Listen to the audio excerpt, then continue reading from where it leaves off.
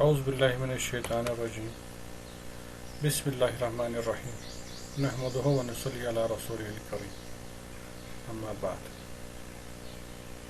السلام علیکم ورحمۃ اللہ وبرکاتہ۔ آج ہم بات کریں گے ابو سعید ابو الخیر کے بارے میں،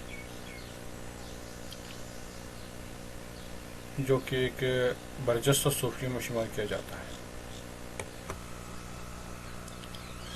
ابو سعید فضل اللہ بن ابو الخیر میہنی خراسان کے صوبے خاوران کے علاقے میہنہ کے رہنے والے تھے۔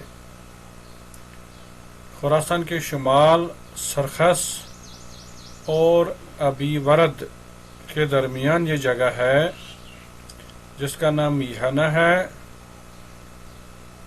یہاں 357 ہجری میں ابو سعید ابو الخیر پیدا ہوئے ہیں۔ ابتدائی تعلیم جو دینی اور ادبی نوعیت کی تھی میہنہ میں حاصل کی، اس کے علاوہ ماراؤ سرخس سے بھی انہوں نے تعلیم حاصل کی۔ پھر آپ نے اپنی زندگی کا کچھ حصہ جو ہے سرخس نیشاپور اور عامل میں عبادت گزاری میں بسر کی، اور عبادت گزاری سے آپ کو روحانی سکون حاصل ہوتا رہا اور آپ نے روحانی کمالات حاصل کیے۔ آپ نے میہنہ اور نیشاپور میں درس و تدریس کا کام بھی شروع کیا اور وہاں لوگوں کو تعلیم بھی دیا کرتے تھے۔ بڑے بڑے بزرگ حضرات یہاں تک کہ وزیر اور بادشاہ بھی آپ کی نصیحتوں سے، آپ کے درس و تدریس سے اور تبلیغ سے فیضیاب ہوتے تھے۔ اس کے علاوہ آپ نے شعر و شاعری کو بھی اپنا مشغلہ بنایا۔ آپ کی شعر و شاعری رباعیات کے ذریعے منظر عام پر آ چکی تھی اور رباعیات میں آپ نے خاصی شہرت حاصل کی۔ آپ نے مریدوں کی تربیت میں بھی زندگی کا اہم حصہ گزارا، یعنی آپ نے پیر طریقت اور پیر شریعت کا بھی کام انجام دیا، جس سے بہت سارے لوگوں کو ارادت کا شرف حاصل ہوا۔ انہوں نے بھی بعد میں اس کام کو آگے جاری رکھا۔ آپ نے 83 سال کی عمر میں یعنی 440 ہجری میں وفات پائی۔ ابو سعید ابو الخیر ایسے بزرگوں میں شامل ہیں جنہوں نے وحدت الوجود کا نظریہ پیش کیا، یعنی وحدت الوجود میں وہ ہر چیز میں خدائی تصور جو ہے سمجھتے ہیں، جو کہ ایک غلط طریقہ ہے، غلط روش ہے۔ ہر چیز کو خدا تصور کرنا بحیثیت خود ایک کفر ہے، یا خدا کا جز تصور کرنا یہ بھی انہی شرک افعال میں سے ہیں، شرک خیالات میں سے ہیں۔ یہ نظریہ اگرچہ اسلام سے بعید ہے، یا یہ ہم کہہ سکتے ہیں کہ اسے اسلام کے ساتھ کوئی تعلق ہی نہیں ہے، تو بجا ہوگا، کیونکہ خدا کی مخلوق کو خدا کی ذات سے منسوب کرنا بذات خود کفر ہے۔ یعنی یہ سمجھنا کہ دنیا کی کوئی بھی چیز یا دنیا کی ہر چیز خدا ہے یا خدا کی ذات سے منسلک ہے، تو یہ بذات خود ایک کفر ہے، جسے وحدت الوجود کے نام سے لوگ جانتے ہیں۔ یہ نظریہ دھیرے دھیرے لوگوں میں شاعروں کے توسط سے پھیلتا گیا، جس کی وجہ سے ابتدائی دہائیوں میں ہمیں اس کی کہیں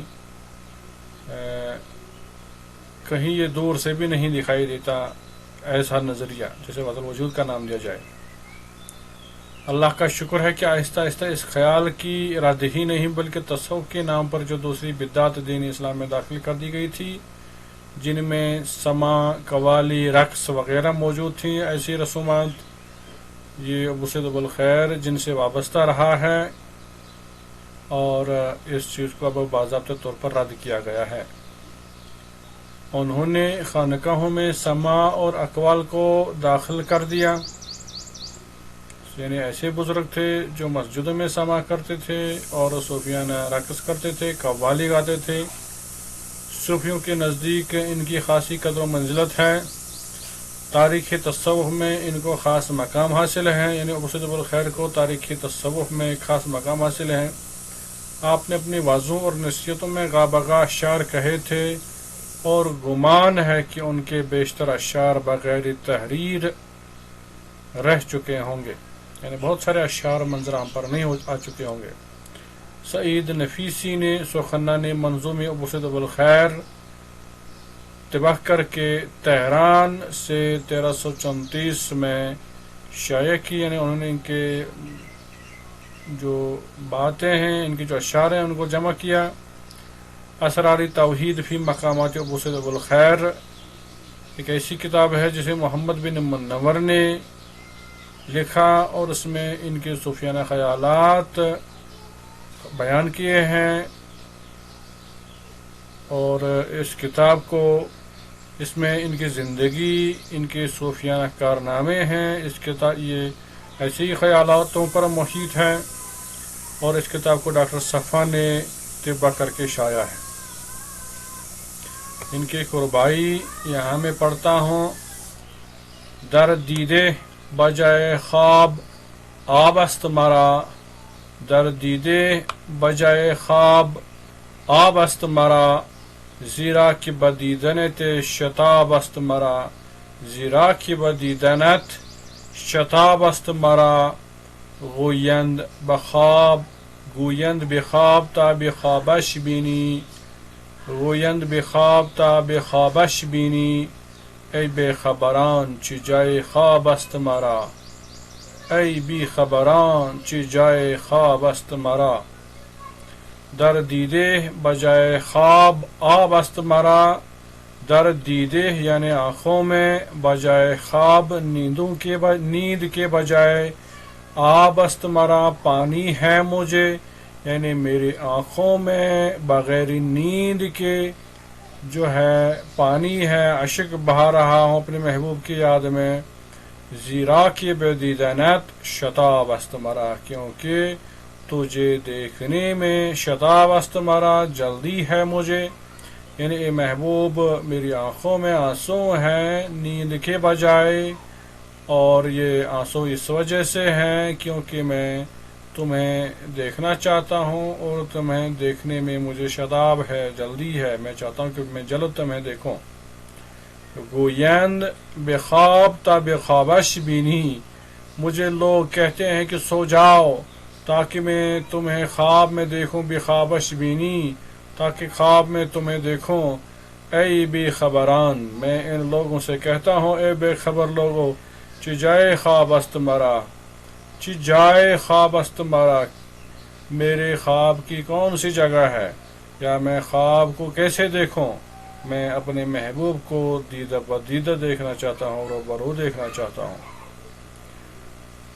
ابو سعید ابو الخیر اس ربائی میں فرماتے ہیں: میری آنکھوں میں نیند کے بجائے آنسو ہیں، یعنی زمانے کے لوگ نیند کرنے اور ہم راتوں کو روتے روتے اپنی آنکھوں سے آنسو بہاتے رہتے ہیں، لوگ ہمیں نیند کرنے کو کہتے ہیں۔ یہ آنسو ہم اس لیے بہاتے ہیں کیونکہ ہمیں آپ کو دیکھنے کی جلدی ہے، یعنی شاید اپنی محبوب کی دوری کو برداشت کرنے کی طاقت نہیں رکھتے، جس کی وجہ سے وہ روتے رہتے ہیں۔ شاعر کہتے ہیں کہ اس حال میں دیکھ کر لوگ مجھے نصیحت کرتے ہیں کہ آپ سو جائیے تاکہ آپ اپنے محبوب کو خواب میں دیکھیں۔ اب میں انہیں کہنا چاہتا ہوں کہ اے بے خبر لوگوں، کیا میرے سامنے نیند کی کوئی گنجائش ہے؟ میں سو جاؤں؟ میں سوتا نہیں، کیونکہ مجھے محبوب کو دیکھنے کی جلدی ہے اور میرے لیے سونا مناسب نہیں ہے۔ دوسری جو روائی ہے: غر مرده بودم بر آمده سالی 20، چه پنداری که غارم از عشق تهیست، گر دست به خاک برنهی که اینجا کیست، آواز آید که حال معشوقم چیست۔ گر مرده بودم بر آمده سالی 20، یعنی اگر میں مر جاؤں اور 20 سال کے بعد نکالا جاؤں، چپنداری کی غورم از عشق دہیست، تم کیا سمجھتے ہو، تم کیا سوچتے ہو کہ میری قبر عشق سے خالی ہوگی؟ گر دست بے خاک بر نہیں کہ اینجا کیست، اگر تم میرے قبر کی مٹی پر ہاتھ رکھو گے کہ یہاں پوچھو گے یہاں کیا ہے، آواز آئے کہ حال معشوقم چیست، وہاں سے بھی آواز آئے گی کہ میرے محبوب کا حال کیسا ہے۔ ابو سعید ابوالخیر السربائی میں فرماتے ہیں کہ اگر میں مر جاؤں اور 20 سال کے بعد قبر سے نکال دیا جاؤں تو آپ کو کیا لگتا ہے کہ میری قبر عشق سے خالی ہوگی؟ میرے اندر کا شوق مر چکا ہوگا؟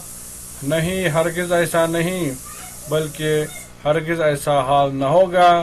اگر اس وقت بھی آپ میری قبر کی مٹی کے اندر ہاتھ ڈالیں گے کہ یہاں کیا ہے، یہاں کیا چل رہا ہے، تو وہاں سے بھی یہی صدا آئے گی کہ میرے محبوب کا حال کیسا ہے۔